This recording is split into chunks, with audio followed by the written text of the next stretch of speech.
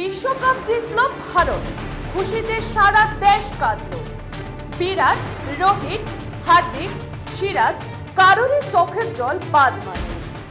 নমস্কার, আপনারা দেখছেন নববার্তা টুডের সঙ্গে আছি আমি সুস্মিতা। ভারতীয় দল যখন ফাইনালের মাঠে লড়ছে তখন পুরো দেশ এক সুরে প্রার্থনা করছিল। রোহিত, পন্থ, সূর্যকুমারের উইকেট হারে ভারতীয় দল যখন ধুঁকছে তখনই নিজের মতো করে দলকে টানলেন বিরাট কোহলি। 59 বলে 76 রানের দুরন্ত ইনিংস খেললেন তিনি, যা গোটা ভারতকে মনে রাখাবে। বিরাট কোহলি যখন দলের প্রয়োজনীয় সময়ে নিজের সেরা ফর্ম দেখালেন তখন পুরো ভারত আবেগে ভাসলো। কোহলির ইনিংসে ভারতীয় দল একত্রিত হয়ে খেলল এবং জয়ের স্বাদ পেল। রোহিত শর্মার ব্যর্থতা এবং সূর্যকুমারের উইকেট পতনের পরেও কোহলির অসাধারণ পারফরমেন্স ভারতকে বিজয়ের পথে নিয়ে গেল। ভারতের জার্সি গায়ে ওপেন করতে নেমে কোহলি সুপার ফ্লপ হলেও ফাইনালে তার হাফ সেঞ্চুরি ভারতীয় দলের জন্য আশীর্বাদ হয়ে উঠল।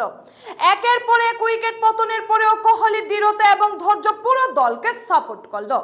অক্ষর প্যাটেল এই বিশ্বকাপে ট্রাম্প কার্ড হয়ে উঠেছেন। ব্যাটিং এবং বোলিং উভয় ক্ষেত্রেই তার অসাধারণ পারফরমেন্স দলের জন্য গুরুত্বপূর্ণ প্রমাণিত হয়েছে। ফাইনালে অল্পের জন্য হাফ সেঞ্চুরি মিস করলেও তার ইনিংসটি দীর্ঘদিন মনে থাকবে।